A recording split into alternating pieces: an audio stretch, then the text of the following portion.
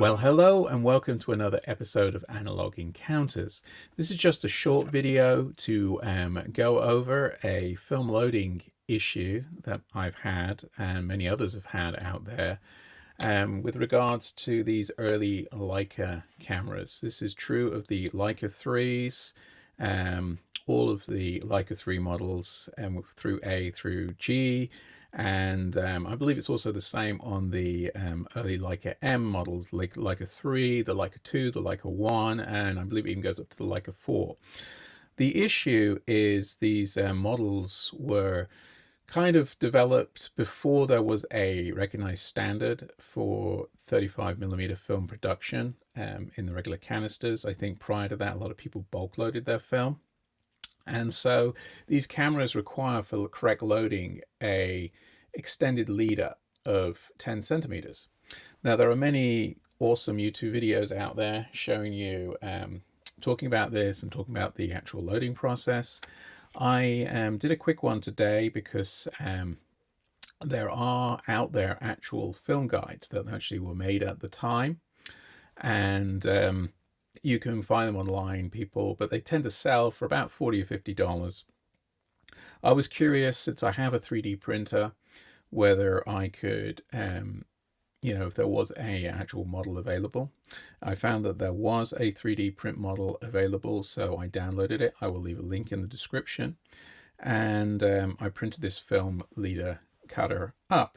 And it's quite a simple design. As you see, it's the shape of what you see on the bottom, built to the correct dimensions. On one side, we have a series of raised elements and then the holes, and you basically index your film in there and you can cut.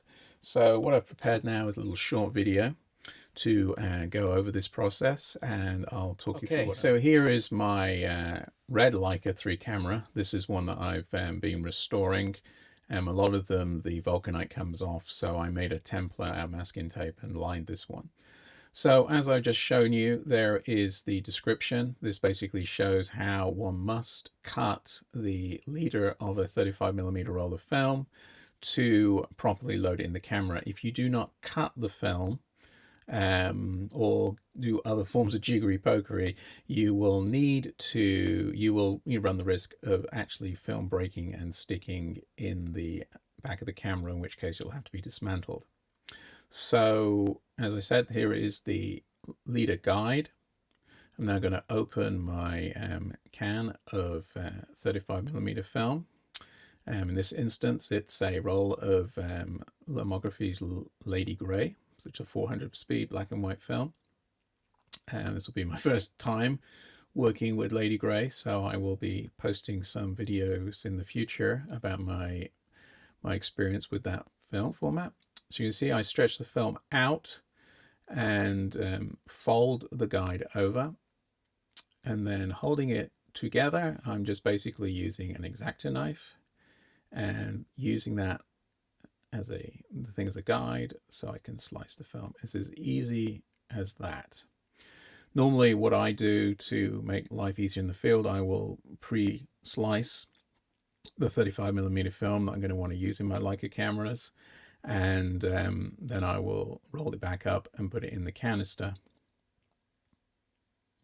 just like this. But just to show you the final step of how to load it into the camera, as I say, there's a lot of good YouTube videos out there. So this has been a problem for a great many people, and I know a lot of people have damaged their cameras. You roll it onto the spool. So you take that end of the leader. There's quite a tight grip, and ideally when you place this in the camera, I'm going to remove this again afterwards, I'm not going to put it in that far, but you will push it under this sort of friction plate for about 1 centimeter or ½ an inch. Once you've got it to hold in place, you will then place it, line everything up. It's worth noting that the reel goes not the way you would instantly feel. It goes in the reverse direction, the actual take-up spool. This actually applies extra grip on the drive sprocket because more of the more of the film spokes will be in position with the sprocket. Once that is there, you just simply put the base of the camera back on, lock. You want to first of all take up any slack on the rewind wheel before doing anything else. And that way you'll know if the film's properly advanced, loaded, because when you then go to advance the film, you will then see the rewind wheel move. So just one final point with this. Since this is a mechanical shutter, I will wind on the film just to verify it's loaded, but I won't wind it on the final step to my first picture until I'm actually ready to take the roll. These mechanical shutters, you really should not leave them primed. It can damage the shutter in the long term. So that was something that took me a little bit of getting used to. I'm used to always like shooting a picture and winding on, but mechanical cameras like these early Leicas, like the Canon Canonet that I have as well, ones that have a mechanical shutter system, you really don't want to leave them cocked, as it were. So get used to taking your picture and then just waiting and not advancing until you're getting ready to take your next one. So that's all for today. I hope that was useful. As I say, I had to do a lot of digging around to find these different things, but I'll leave some links and useful links in the description below. Thank you again, and hope to see you next time on Analog Encounters.